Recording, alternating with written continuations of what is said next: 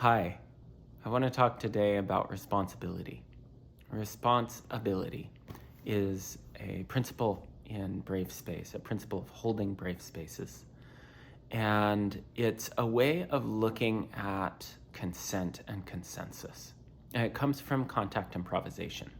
Contact improvisation is a dance form where we're moving with each other, we're generally touching, not always, and sharing weight, and we move in relationship to each other. We're always repositioning ourselves in response to the other and really in response to our own sensory experience of the dance with the other person.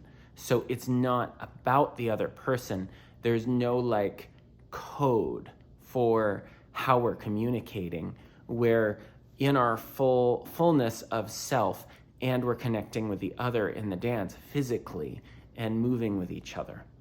The power of looking at consent through the lens of repositioning ourselves of a dance like this is that it allows a bit more freedom in our view of how we can respond.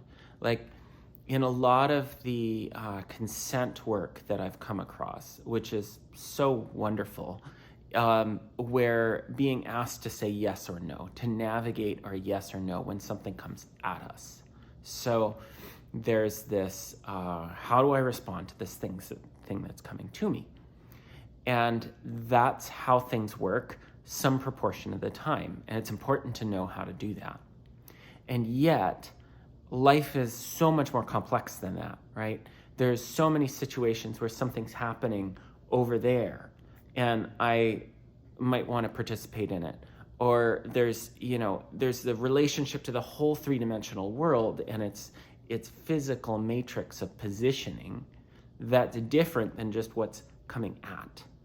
And contact improv really gives an experience of this because we can completely disconnect from each other. We can come into contact. We can feel the space around. We may have a couple different places we're touching, and you can kind of drop into a space doing contact. I can drop into a space where I'm really focused on me, or I can be in a space where I'm really focused on other, and usually there's some mix of both.